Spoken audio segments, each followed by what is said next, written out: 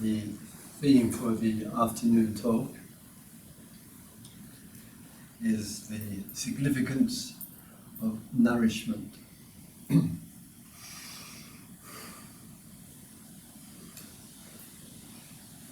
On arriving here in the area, had the privilege of some short contact with some of the long-standing residents of Australia.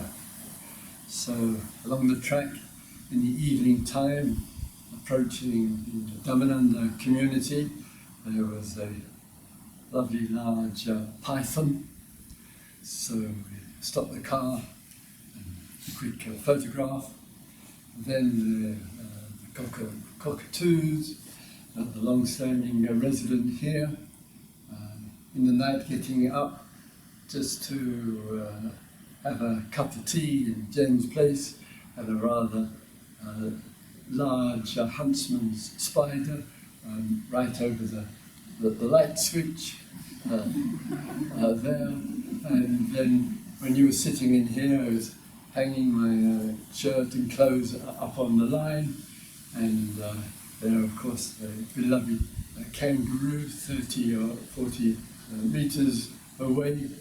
Clearly, the kangaroo is familiar with human beings. It was mildly curious for a few minutes and got bored with me hanging up the clothes and went for a walk elsewhere. And just to be close to the nature, to the rainforest, to the creatures on yet another sunny day in Australia. So here on the gossip line, it's in the 30s, maybe 35 today. May the rain gods come soon. In talking with you, this important area of nourishment, Buddha in regard exceptional and insightful exploration and analysis of nourishment focuses upon 4 primary areas for it. All are interrelated. I'd like to touch upon with you all 4 this afternoon there, and so that we in our practice and exploration of life can see from our experience other areas which need some change or development or more emphasis in one or more of these 4. And the most obvious and initial one, of course, is food. That which we actually eat and drink, which passes through the mouth. And we see, and many of us here and elsewhere, are recognizing this importance of a really careful look at diet. The motivations and intentions with that may vary from one person to another. So for some, in the exploration and looking at ourselves, it may be primarily, which is fine, to look at it from the standpoint of health. And that will often mean for us a reduction or a letting go in some areas, and an endorsement and encouragement in other areas. In that contribution to what we eat in a mindful way, it is not only what we eat, important as it is, but also and equally the manner of the eating. And what I mean by that, when a human being consumes food,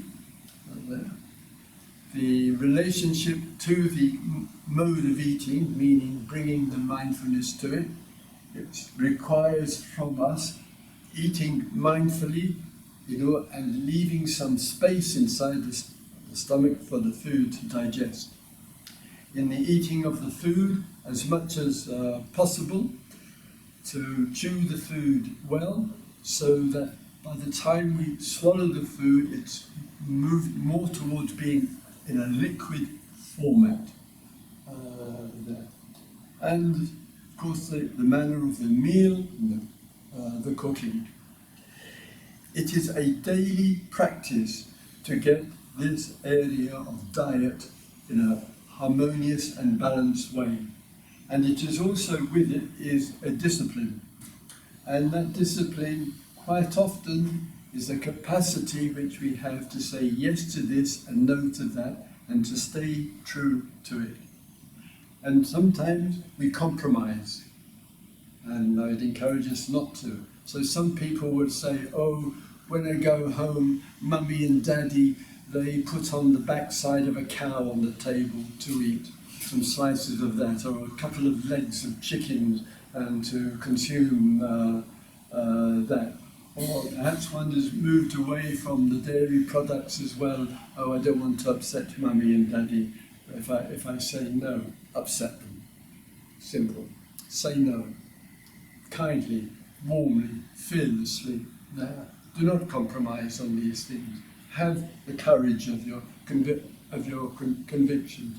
Don't be afraid to ask and question there. And the shift in the exploration of the diversity of diet is happening, much more international, obviously. Different kinds of foods that keep one's eyes and ears open for what is really healthy and nourishing. And be very vigilant in this one area of the propaganda, which is merciless, again, which is the meat industry, the fish industry, telling you time and time again, you need your protein. It's propaganda. There is plenty of protein in a plant-based diet, in eating rice and dal and much, but there's plenty in all of that. And in the meat industry, the cooking of the meat already cooks out half the protein. It's lost. They will tell you that you don't get in a plant-based diet vitamin K. Don't buy it. It's not true. It's to make one feel something is lacking and therefore I really need. Some of us who have been exploring diet for years now, and all the experimentations that some of us are engaged in relationship to the diet, the eating of the diversity of the food, all the labels which are impressed upon us, their B12 or whatever the labels are. If we have a really rich, full diet, we have the authority from our own health of the benefit of it. But it isn't easy to keep quietly the conviction without sounding like a missionary, without impressing on others, but staying true to something. And one will find in our being a nourishment which comes, a quiet authority which comes. And one of the values of the retreat for some people, that in being on a retreat, not for anyone here living in northern Wales, I'm sure, but elsewhere, who realise that a healthy diet, plant-based there, is enjoyable. It's not just the absence of meat and eggs and fish and so forth. And a significant aspect of that, plenty of people come, absolutely love the diet, and say, I want to continue with this diet when I leave. And make the changes because the motivation has arisen during the retreat that these changes can be made. And it can be in really, truly enjoyable change. And for some of us, the motivating factor may be on the external there. So the meat industry, with its widespread destruction forests and land in order to grow, in order to feed all the animals, and then for some of that then to come down the human chain to others.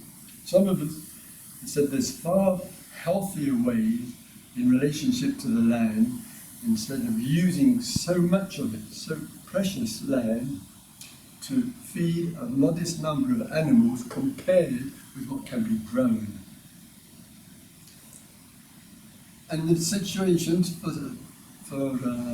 some, my encouragement obviously, genuinely is to look at a diet with, I may say, without the dairy products in. It's, for some of us, it has been another shift. And the original, if I may say, the original spark for this itself was that I, on a retreat, this was in Germany, had 12 years ago, very, very intense pain down in this area. It was so painful I was doubling up with the pain, and I wondered what the heck was actually going on. And I remember the retreat finished on the Saturday at lunchtime. All incidences of life. On the Sunday lunchtime, Sunday evening I was flying went from Germany to London and flying from London to Australia. And these pains were still continuing throughout the journey, and my beloved mother, now gone from this world, as she would do, she was in the mid-80s, I think, at that time, came out to the airport, and she'd like to meet me, and I said, look, I think I need to go A&D. You use it, A&D? Yeah, accident and emergency, to go there to the hospital. And the only memory I have of this was a variety of people sitting there in the waiting hall with all their different aches and pains and accidents and sicknesses. And then finally the nurse came and said, shouted out, Mr. Christopher Titmuss, and tired from the journey, doubling up with the pain, put my hand up, yes. And the good nurse came over and she said, would you like to follow me? And then she said, and your wife could come with you. Never in my entire life did I feel so sick. And my mother, she, little old lady, mid-80s, her face just glowed. And she said to the nurse, that's not my husband, that's my son. So the diagnosis was that I had 21 gallstones.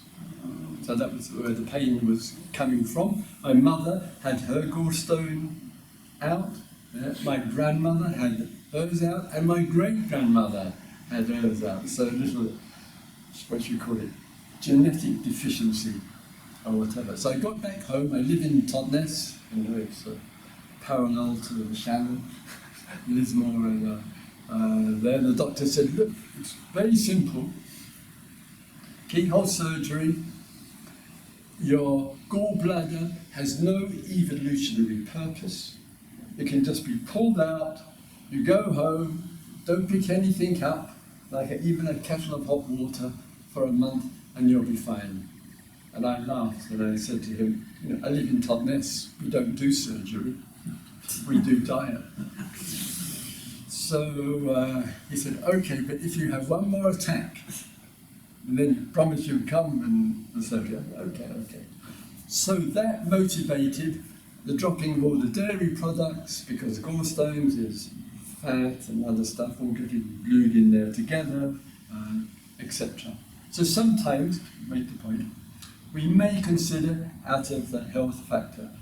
But to me, equally important, and to give an example of this, when I was in Israel, took the meditators on a silent morning walk, There is a small farm in the kibbutz where the retreat center is, and the cow had been separated from the calf.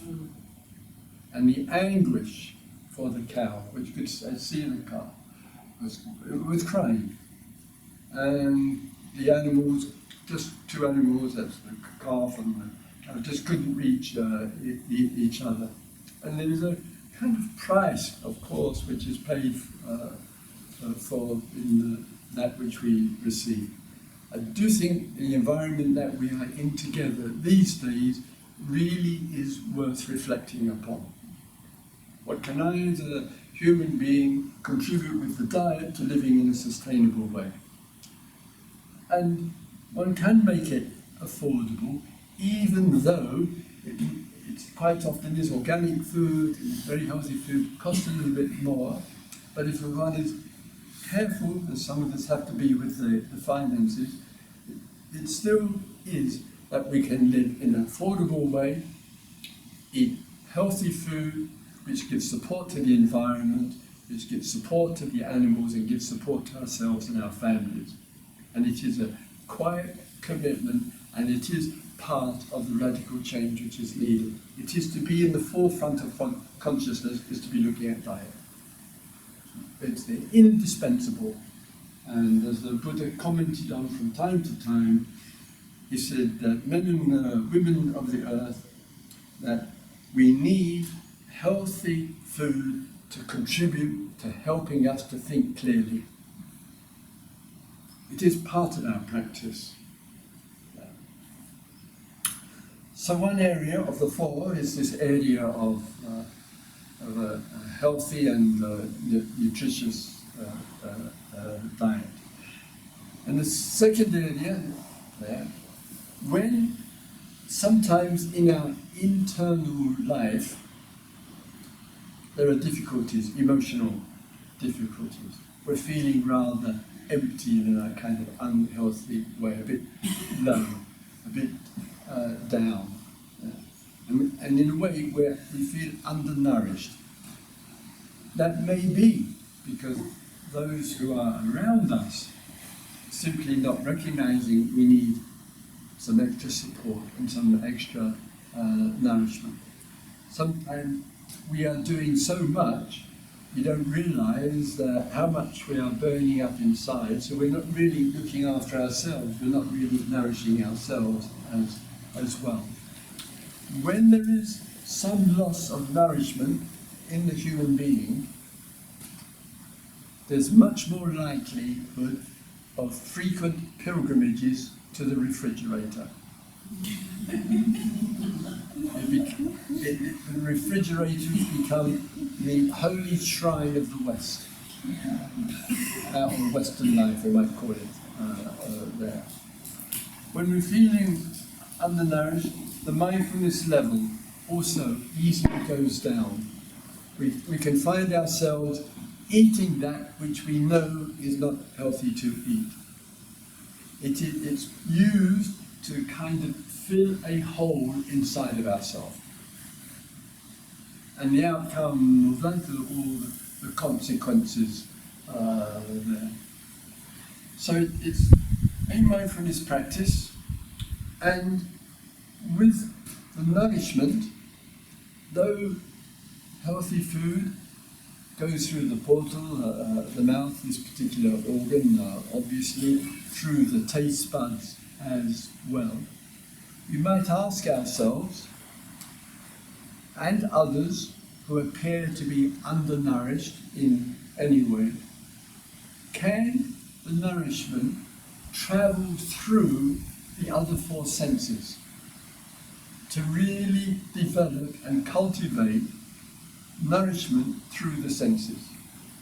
Just seeing the kangaroo was heart-warming. It touched a warm, responsive feeling inside of the being.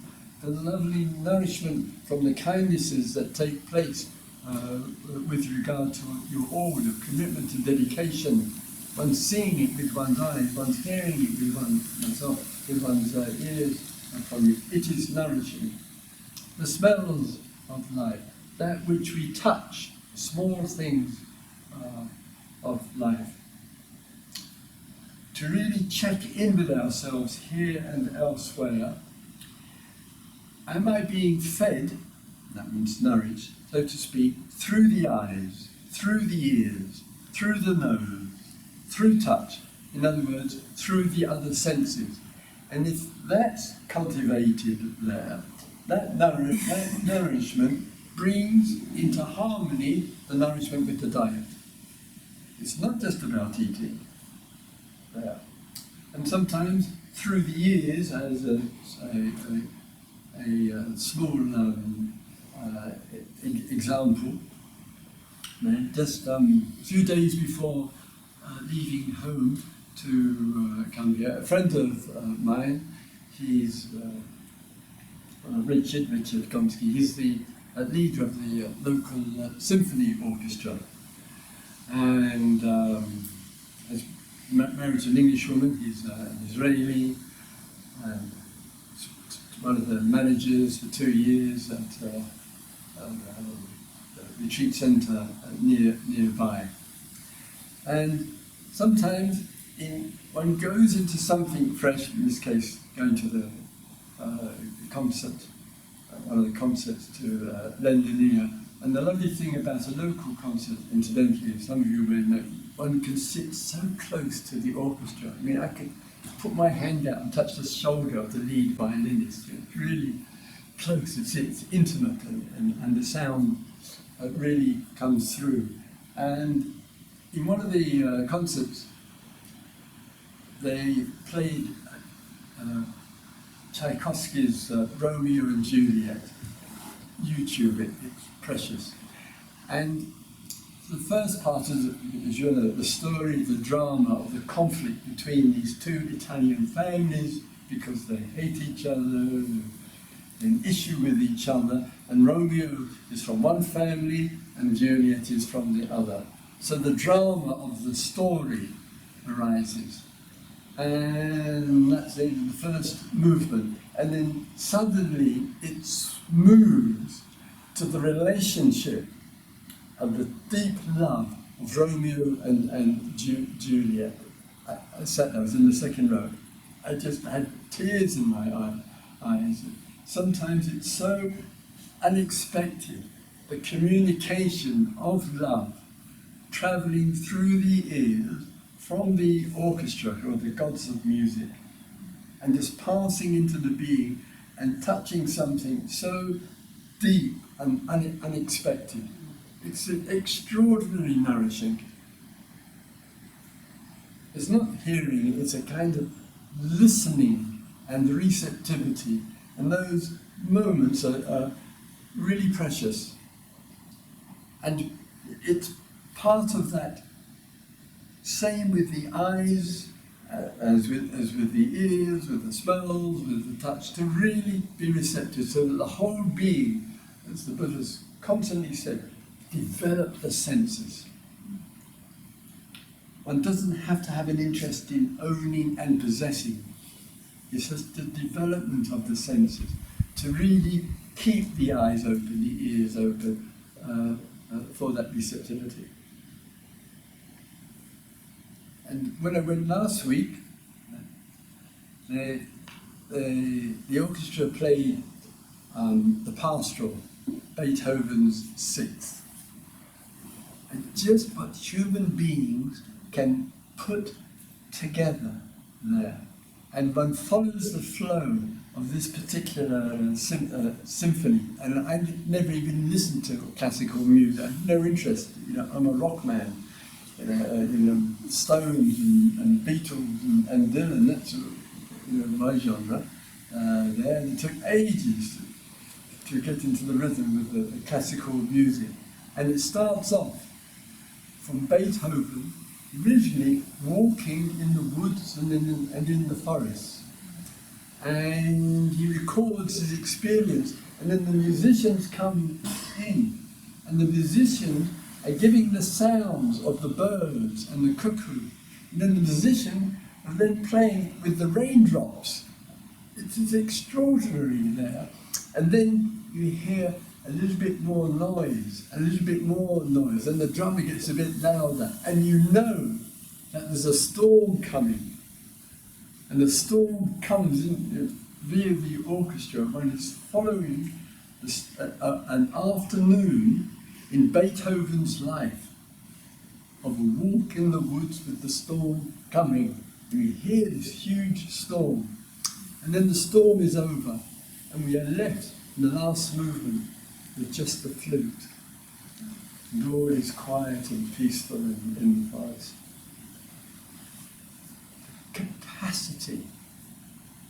The capacity of creativity, of an afternoon in the forest to be captured so beautifully in a piece of music. And these nourishments of life, they are beautiful and they are precious. And we need to give our time and our interest to that for our health, for our spiritual health. It's not worth being busy. It's not worth keep thinking about one thing or another constantly in one's daily life, because it's stopping us, it's getting in the way of real listening and the sense of the spiritual, in this case of the gods of music. The third area with the exploration. So one is food and diet, that mindfulness, inner and outer, and the steps we can take. The second is with the fullness of all the senses, as I was just referring to. And then the third, the important one, obviously there, that which nourishes us is when you and I find intentions and actions in the daily life where we really do have a genuine, authentic sense of the importance and the benefit of it. And that willingness, and for the best of intentions and actions for us in life, to stay true, it may well mean, for many of us, a lot has to go in order to keep the commitment to something.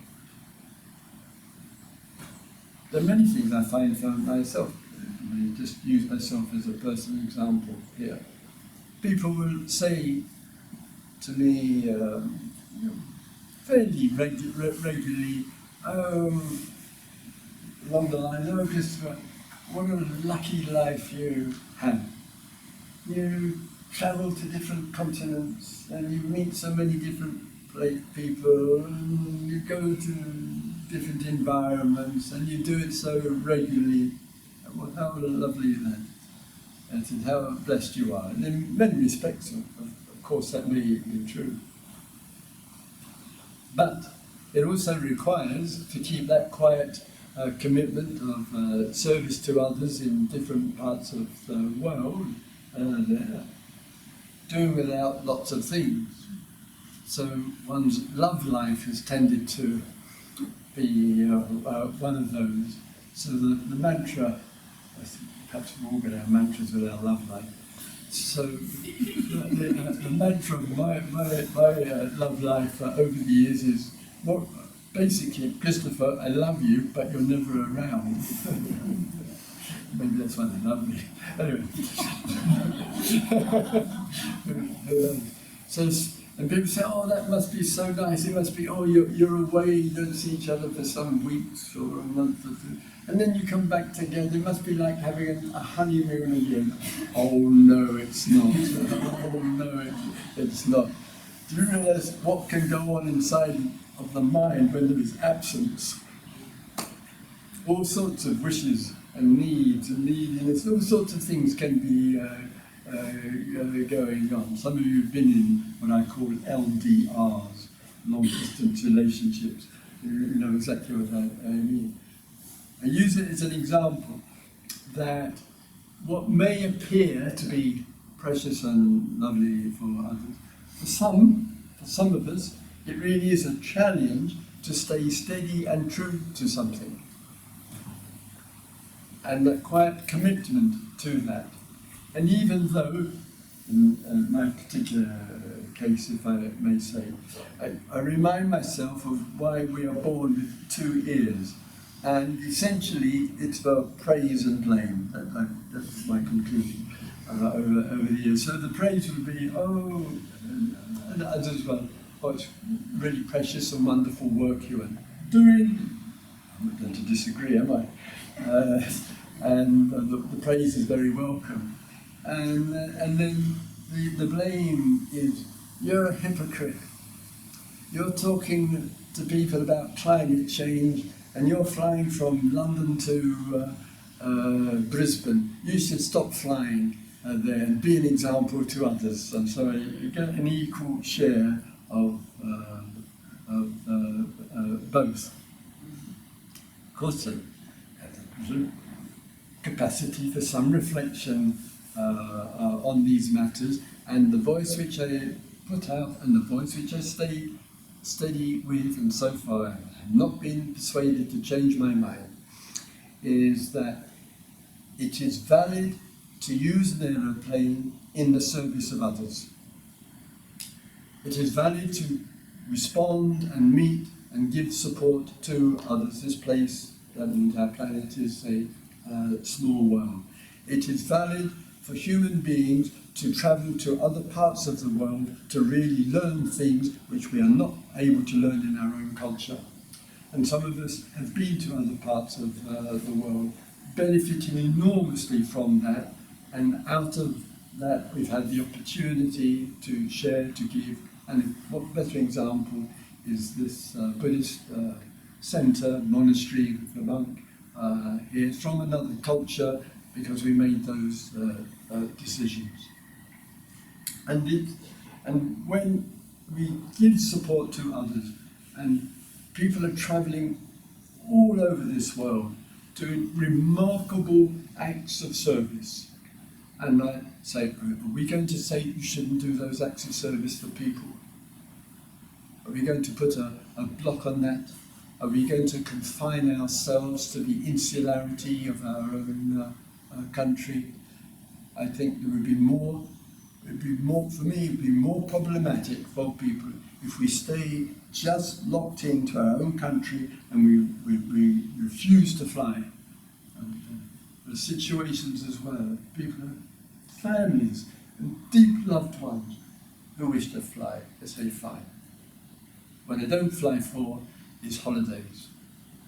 What they don't fly for pleasure. What they don't fly for is going to speak at a conference, if I may say, get regular invitations in different parts of the world. I do not fly for that.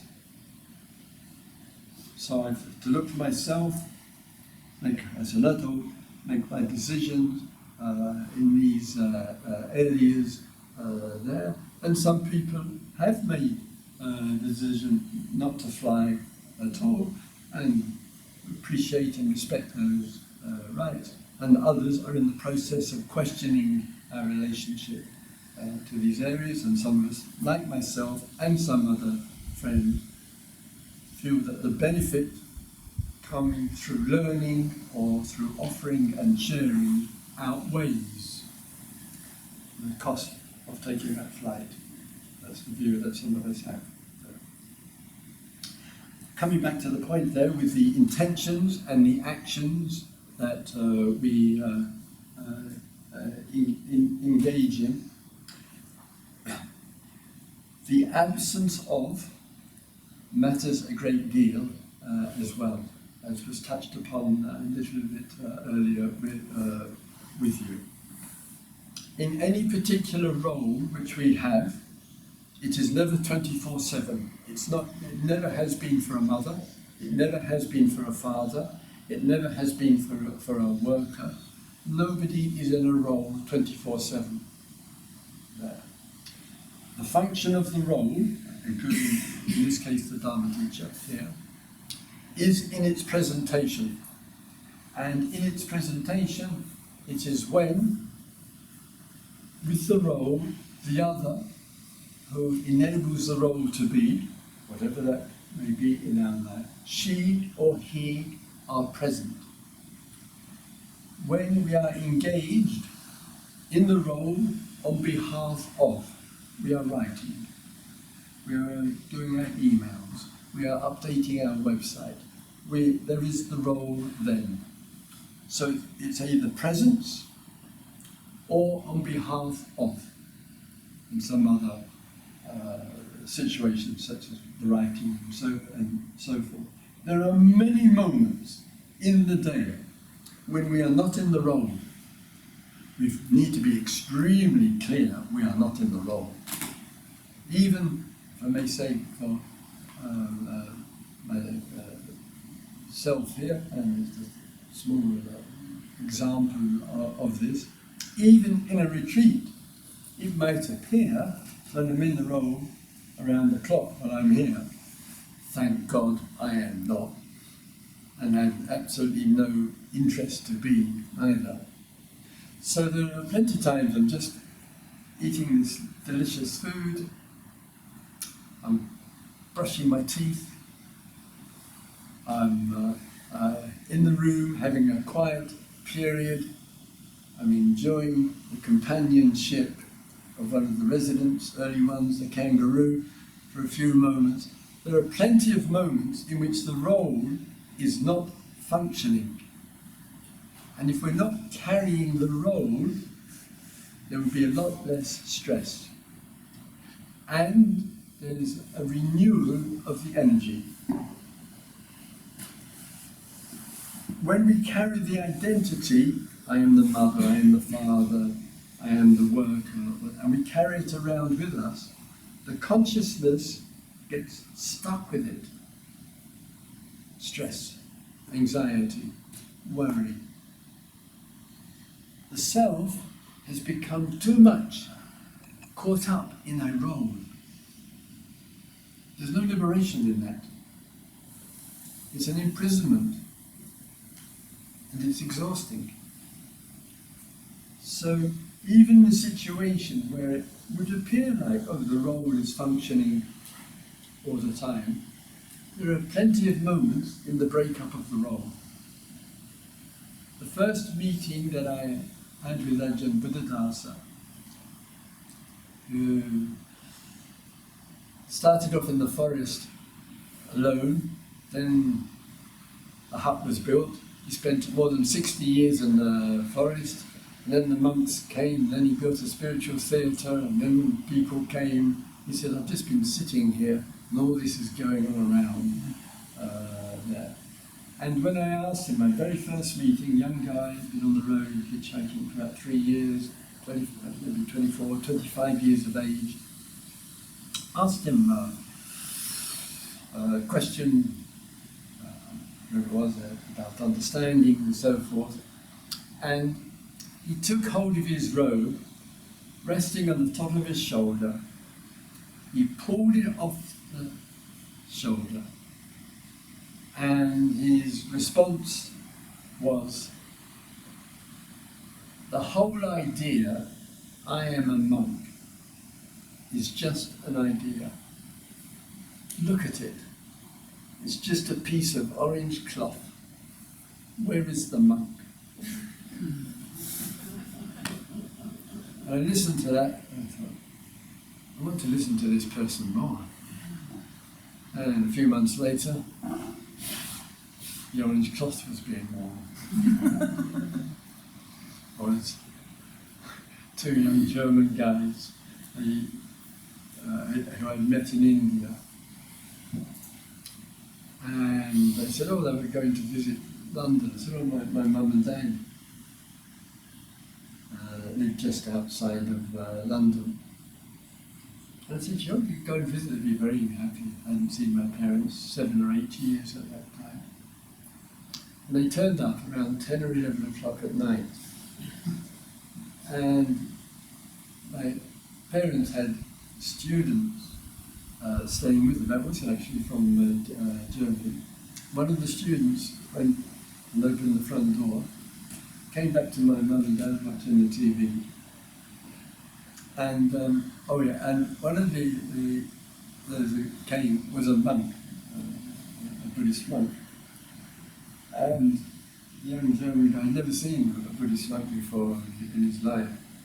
And he came up to my mum and he said, "There's a guy at the front door with a shaved head and dressed up in curtains." And my mum said, "Oh yes, that would be one of Christopher's friends." So sometimes the whole identity phenomena, even in the midst of it, we can see its relativity. Why are we so bothered when people criticize our role? Why do we get so caught up in identification with it and holding on to it and the fear of losing it and the fear of being judged by it? Food, nourishment through the senses, the exploration of our intentions and our actions, looking at the roles, and finally, fourth one, is consciousness. Major nourishment here.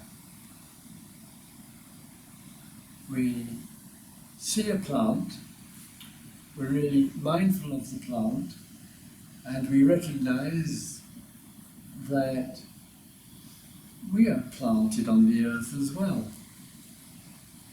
We know that the plant clearly needs nourishment. How dry the forest is currently. It needs to be watered, it needs nourishment. And we as human beings planted on the earth, we, like the plants, we also need nourishment. We need our senses to be receptive to what nourishes us. The joys of the visual, the sound of the earth and the music, to let all of that nourish us.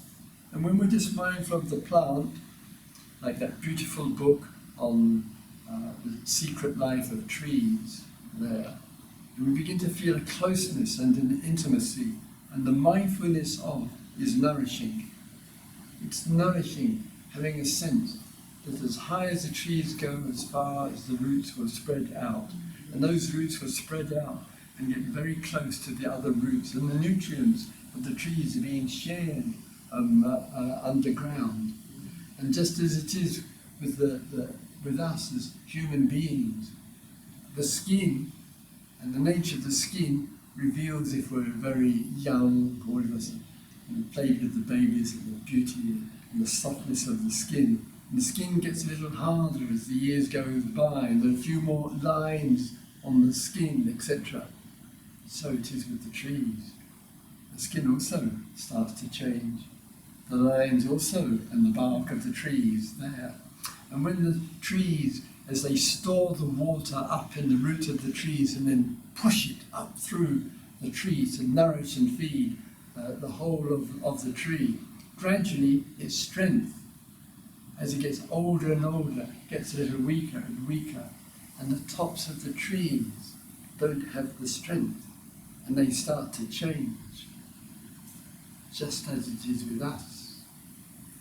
We go from being brown haired, black haired, blonde haired, and the nourishment's not quite running up like it used to.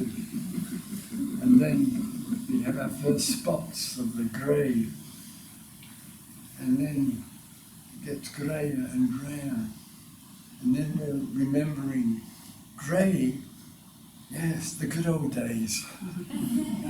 It's Father Christmas white at the moment, etc. And the trees, the life of the trees, and the trees shed their seeds, and the seeds of the trees sink into the earth, and they get nourished. And the little children, the baby trees, start to grow up with the mother and papa trees. Whoa! Whoa! Human beings and trees. We are really close together. We are part of the same family planted on this earth. Surely, that and those facts alone should nourish and encourage us to protect our forests. We can't live without them. They are the oxygen of the earth. We share so much in common. We can explore the deep roots of our being and be nourished and bring up something which is beautiful into the being through going deep.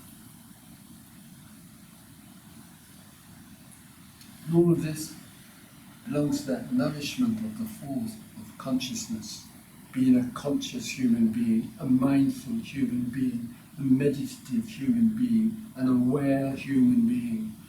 And in all of that exploration of being a conscious human being, we nourish life. It's an extraordinary capacity that we have for this. And then the language of interconnectedness, the language of togetherness, of mutual support, of interrelatedness. It's not just an idea. We know it in the roots of our being. And we feel that closeness with that which is around us, from the smallest plant to these great sacred trees which belong to this earth and belong to our life and we to it. So let's ensure here and in the daily life that we're looking at diet and the importance of it for the welfare of the earth. We're exploring and looking at our relationship to the development of the senses for nourishment. The nourishment of the actions and the steps that we can take, and the nourishment which comes from meditation and from mindfulness and awareness and being a conscious human being.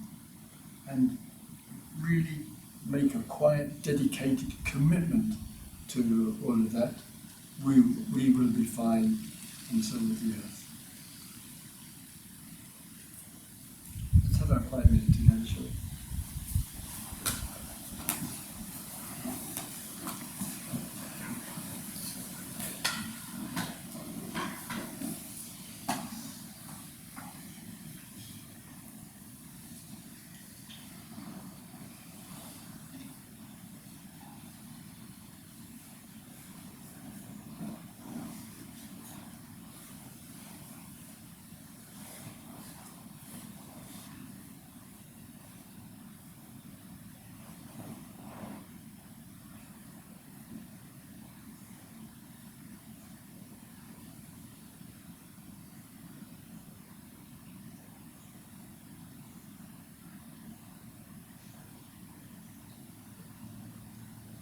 May all beings nourish others. May all beings be receptive to the nourishment which is offered to us from others. May all beings abide with a fulfilled life, inwardly nourished, outwardly nourishing.